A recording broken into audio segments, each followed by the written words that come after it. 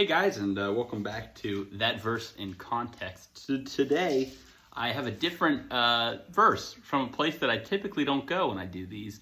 We're actually going to be in the book of Leviticus. Leviticus is a pretty hard place for modern Christians to read it from. I think a lot of you have probably heard people make jokes that it's hard to find spiritual truths in Leviticus. But I want to encourage you today, and I want to help you kind of understand the context of Leviticus. And I want to help you understand how some of these verses and the sayings in Leviticus, how they relate to our understanding of God. And the passage that I want to use today to help you do this is Leviticus 19, verse 9. I'm going to read it for you guys and then explain it a little bit. Leviticus 19 and 9.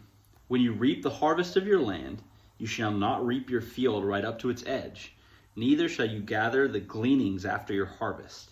And you shall not strip your vineyard bare, neither shall you gather the fallen grapes of your vineyard. You shall leave them for the poor and for the sojourner. I am the Lord your God. So a lot of people, when they read passages like this in Leviticus, they say, oh, this is just contextual. The context of this is just laws for the Israelites. It has no bearing on us today. But I want to encourage you to not think about it that way. I've learned that Leviticus is actually pretty interesting in that the laws that are given here point to the values of God.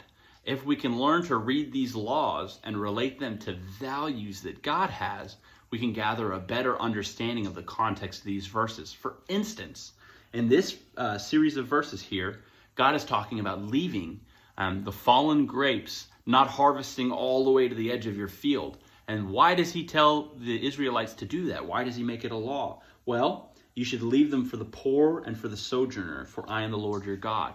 Well, in the time of the Israelites, the poor and a sojourner from another country would have been people that were very easily taken advantage of.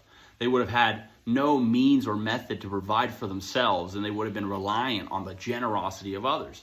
But God does something special here that's unlike anything that was done in this time. He says, don't harvest the entirety of your fields, not only so that the hungry might be fed and the poor and the sojourner could have food, because he's not saying give to them in this instance. He's not saying give them your food. He's saying leave it so that they can come out into the field and get it for themselves.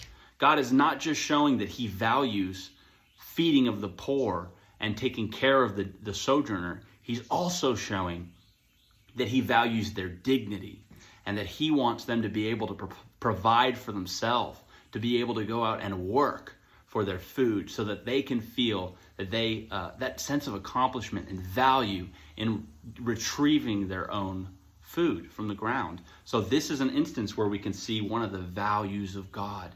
And I really would like to encourage you that while you're reading Leviticus, it can be very hard to find the context. But if you keep this in the back of your mind, that these laws are attempts from God to show me his values, then you might find that it becomes more applicable to you.